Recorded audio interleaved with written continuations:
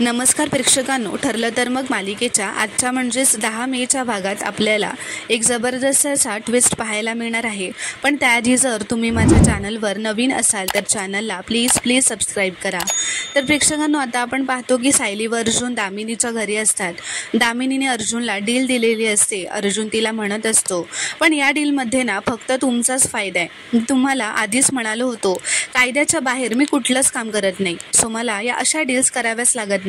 तर दामिनी म्हणते, अर्जुन, तुझ्या अशिलाने जामिनाची मुख्य अट म्हणजे हजेरी चुकवली आहे, हे कायद्याच्या विरोधात नाही आहे का? तर आता अर्जुन म्हणतो, मी मगाशीच म्हणालो होतो की जास्त गोड हेल्थसाठी हानिकारक असतं। आता बघा ना, एक गुलाबजामसुद्धा झेपला नाही तुम्हाला, मेंदू बंद पडला तुमचा। यू आर राईट, मधुभाऊनी 7 दिवस पोलीस स्टेशनला जाऊन हजेरी दिली नाही, कारण कोर्टाकडून ती परमिशन मी आधीच घेतली होती। मधुभाऊंच्या जीवाला धोका आहे म्हणून काही दिवस ते सही करायला येणार नाहीत याची परमिशन होती माझ्याजवळ। तर आता हे ऐकून दामिनीचा चेहरा चांगलाच पडलेला असतो। अर्जुन सायलीला ती फाईल दामिनीला दाखवायला सांगतो। दामिनी ती फाईल चेक करते। तर आता ती चेक केल्यावर दामिनीला खूपच राग आलेला असतो। तर आता अर्जुनने दामिनीला ते सगळे पुरावे दाखवलेले असतात, जेव्हा मधुभाऊ 7 दिवस पोलीस स्टेशनला सही करायला गेलेले नसतात।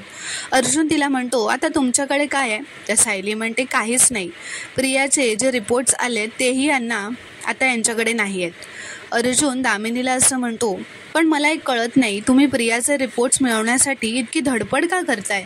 उलट तुम्ही तर कॉन्फिडंट असायला हवं ना की सायकोलॉजिस्टच्या रिपोर्टमध्ये तेच असेल की प्रिया खरं बोलते, की उलट कॉन्फिडन्स आहे तुम्हाला, असं तो तिला विचारतो। तर आता सायली म्हणते, प्रिया खोटं बोलते हे त्या तज्ज्ञांना कळलंच असेल, एवढी तर तुम्हाला खात्री आहे ना? तर अर्जुन म्हणतो, ह्याने यांची केस कोलॅप्स होऊ शकते, कारण प्रिया जी आय विटनेस आहे तीच खोटं बोलते। तर आता दामिनी उभी राहते व हसतच म्हणते, अरे रिलॅक्स अर्जुन, केस कोलॅप्स वगैरे स्वप्नरंजन जरा जास्त होतं आहे। चल, नको दाखवू रिपोर्ट्स, वकील म्हणून नाही पण मित्र म्हणून तरी सांग काय लिहिलंय ते रिपोर्टमध्ये। तर अर्जुन म्हणतो, आपण मित्र कधी झालो? मित्र हा शब्द तुमच्या तोंडून शोभत नाही। सायली म्हणते, कसं आहे ना दामिनी मॅडम, सापाशी मैत्री केली की तो आपल्याला दंश करणार, विषबाधा होणार, हे न कळण्या इतकं मूर्ख तर आम्ही नक्कीच नाही आहोत। तर अर्जुन म्हणतो, त्या रिपोर्टमध्ये काय आहे हे तुम्हाला कळेलच, पण कोर्टात उद्या, असं तो म्हणतो।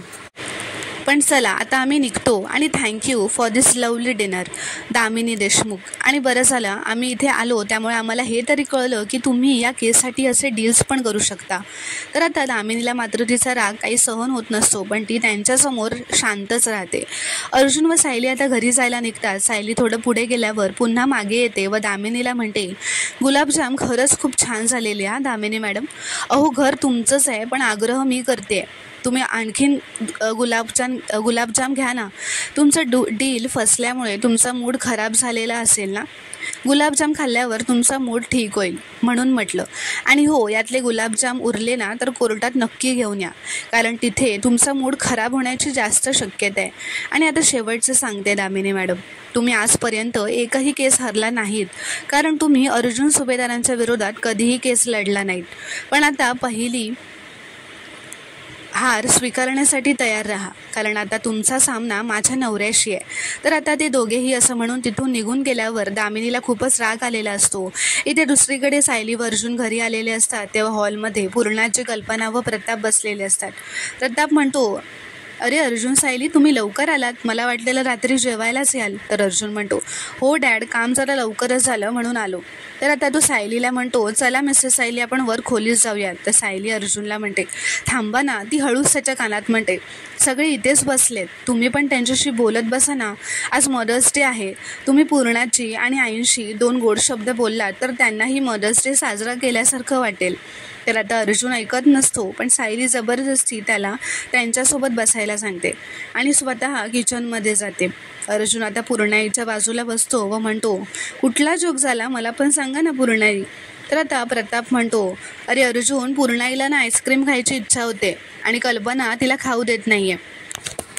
पूर्णाईला आईस्क्रीमने शुगरचा त्रास होतो ना, म्हणून ती नाही म्हणते।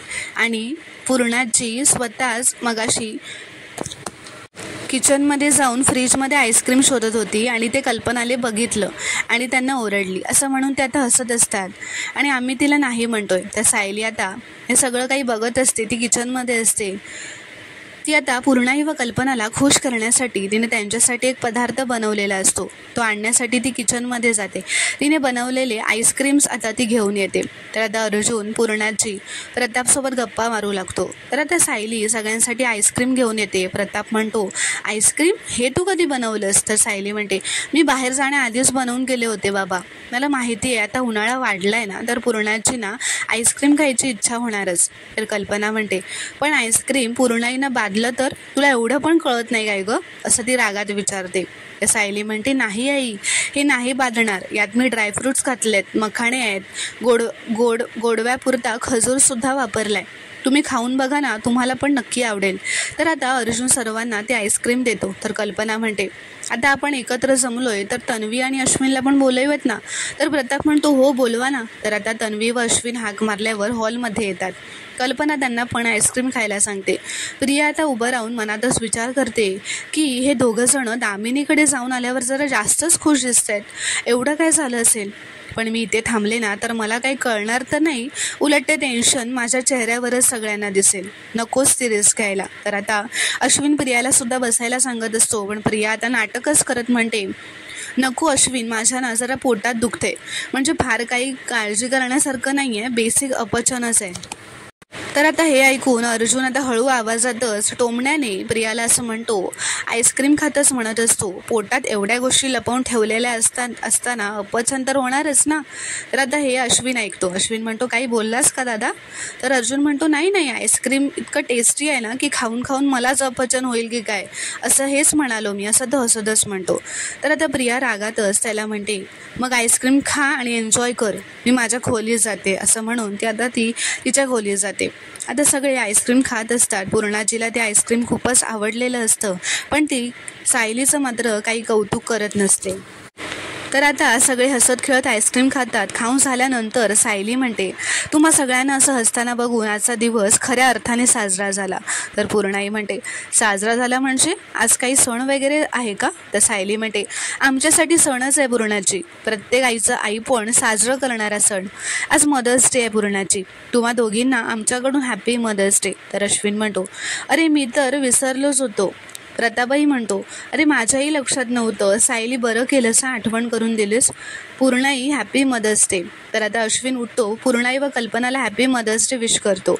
तर आता अर्जुन उठून उभा राहतो व म्हणतो, तुम्ही दोघींनी आमच्यासाठी खूप केलं आहे, पण आमच्याकडून हे कधीच सांगितलं जात नाही की आम्ही किती ग्रेटफुल आहोत. आणि आज मदर्स डे आहे ना, म्हणून आम्ही या दिवसाचा चान्स घेतला. आणि माझ्या बायकोने तर आधीच सगळ्यांसाठी तोंड गोड करून आईस्क्रीम बनवले होते. तुम्हाला दोघींना मला हेच सांगायचं आहे, थँक्यू फॉर एव्हरीथिंग, थँक्यू. तर आता ते दोघेही जोडीने पूर्णाजीच्या पाया पडतात. पूर्णाजी त्यांना आयुष्यमान भव असा आशीर्वाद देते. आता ते सायली व अर्जुन कल्पनाच्या पाया पडायला जातात. सायली म्हणते, आई आजच्या दिवशी आम्हाला तुमचाही आशीर्वाद हवाया. तर ते पाया पडायला जातच असतात. तर कल्पना रागातच उठून उभी राहते. तर प्रेक्षकांनो, पुढील भागात आपण पाहणार आहोत की आता अर्जुन व सायली खोलीत असतात. अर्जुन म्हणतो, दामिनी देशमुख, मी जी चैन तयार करतोय ना पुराव्यांची, त्यात अजून एक लिंक मला ॲड झाली आहे आणि आता हीच चैन तुमच्या क्लायंटसाठी गळफास बनणार आहे. तर इथे प्रिया असं म्हणत असते दुसऱ्या दिवशी कोर्टात निघायला जाताना की अर्जुन, आता हे ना घाणेरडे खेळ खेळतोयस ना, ते मला माहिती आहे.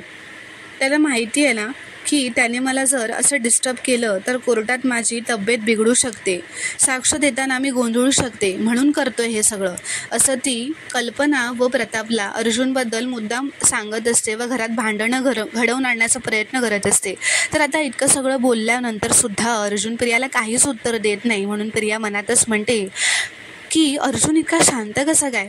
आत्ता खूप चिडला तरच कोर्टात याचं लक्ष नसेल. तर आता सायली असं म्हणते प्रियाला, अर्जुन सुभेदारांचं लक्ष विचलित करणं इतकं सोपं नाही आहे प्रिया, कोर्टात भेटू हां, असं ती तिला म्हणते. तर हे ऐकून आता प्रियाला खूपच धक्का बसतो. तर प्रेक्षकांनो, आता पुढील भागात काय घडणार, कोर्टात नेमकं काय घडणार हे पाहणं खूपच रोमांचक ठरणार आहे. व्हिडिओ आवडल्यास कॉमेंटमध्ये नक्की कळवा व चॅनलला प्लीज सबस्क्राईब करा.